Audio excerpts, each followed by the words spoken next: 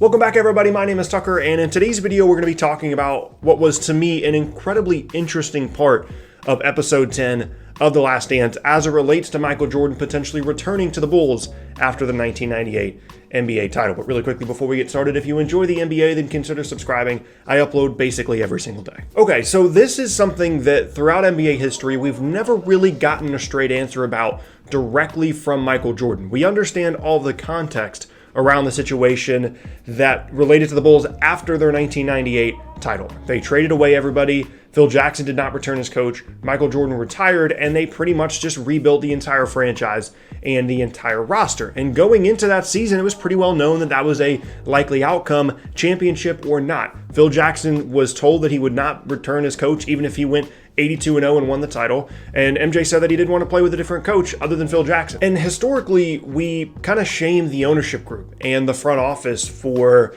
instigating this rebuild probably before it needed to happen, and they were trying to be smart about it. They were trying to get ahead of the curve, but it was just such a weird situation for a team that hadn't been beaten by anybody in 3 years to win 3 consecutive championships and to have the front office and the ownership group be what was the downfall of that team rather than anything that actually happened on the court. And as I said earlier, Phil Jackson ended up not returning as coach. Scottie Pippen and Steve Kerr and other important players on the roster were traded away, and MJ ended up retiring, and the Bulls didn't make the playoffs again until 2006. However, near the end of the documentary, after they showed the Bulls winning the 98 title, they explored this idea of the band potentially coming back for another run at a 7th championship, potentially the 1999 NBA title.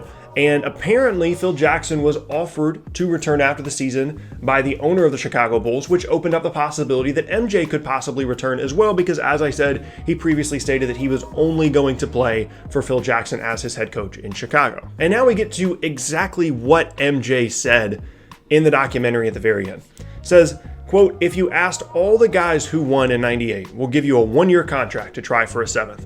You think they would have signed? Yes, they would have signed.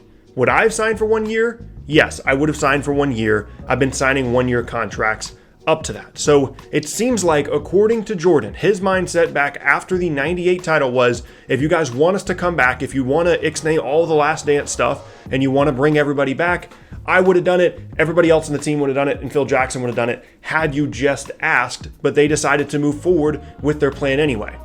However, I have some issues with this mindset from Jordan, because didn't they just spend half the documentary talking about how exhausting his lifestyle was and how tired he was mentally and physically at the end of that 98 season? I can't remember how many times he said that he was mentally and physically exhausted at the end of pretty much every single championship season, and especially when the second three-peat was over.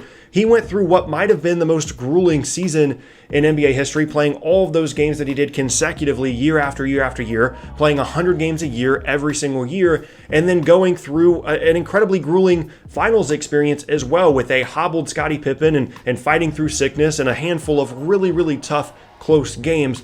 The mental and physical exhaustion was one of the biggest parts of this documentary, and one of the things that they really let us in on how difficult it really was to be Michael Jordan. Again, from the physical and the mental exhaustion standpoint, as well as just being lonely all the time and not really being able to live a normal life. And that point gets hammered home time and time again in this documentary. So for me to believe that if they had asked Michael Jordan to come back after the 98 title, I just find it at least a little bit questionable. Now, I'm not necessarily questioning his desire to play back then or now, and he even admits he has no idea if they would have ended up actually winning the title anyway had they brought everybody back because of, some injury issues to Pippen. He's obviously getting older, a mid-30s Michael Jordan. Phil Jackson would have ended up coming back, but whether his head would have been fully in it would have been questionable. So he even admits, don't even know if they would have won the 7th championship, but he says that if he had been given the opportunity, he would have signed to come back. And I don't really believe that. It's been 20 years, and I think looking back on it, he really would have liked the opportunity to now that he's older. But in that moment, it seems pretty clear that this guy was done and that he didn't want to continue to put himself through what it would have taken to get to another championship. That was a really great way to end everything, despite the fact that he did come back later with Washington, going 6-0 in the finals, hitting a game-winning shot to end his career in Chicago. That seems like about as perfect of an ending to the Michael Jordan story as you can have. And so this idea that all they had to do was ask and he would have signed for 1 year, I find that unlikely. Now, of course, there is more context to this because Jordan did push off his retirement decision for a long time. There was a lockout going on that was going to change a lot of things about the following season. It ended up being a very condensed schedule, and it was a tough season for players to go through, whether it was injuries or fatigue, and it would have been difficult for an older Chicago Bulls team to pull it together the way that they had a few seasons before. Now, in my opinion, and pretty much everybody else's opinion as well, the wiser thing to do would have been to just never make this the last dance season, to not say publicly that no matter what happens, Phil Jackson isn't coming back, and more than likely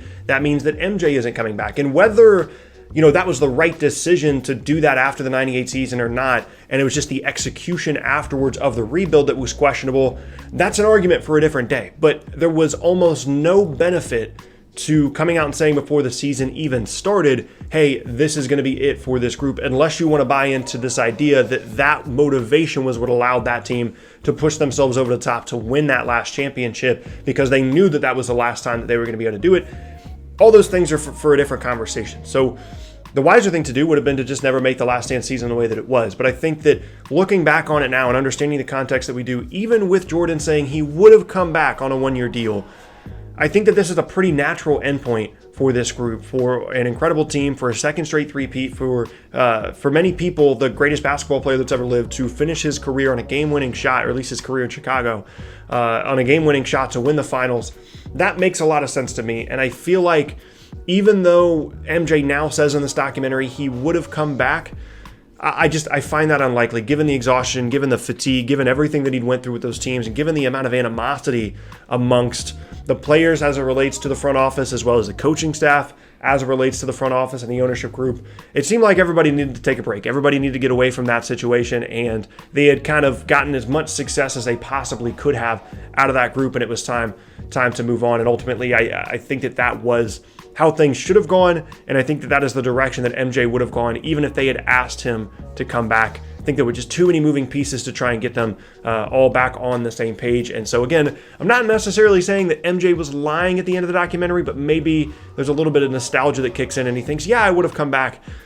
In reality, I'm just not positive that that's true. And yeah, there you have it. That is going to be the end of today's video, and I thank you all very much for watching. Once again, my name is Tucker. If you missed any of my previous videos, then be sure to check out the boxes on screen.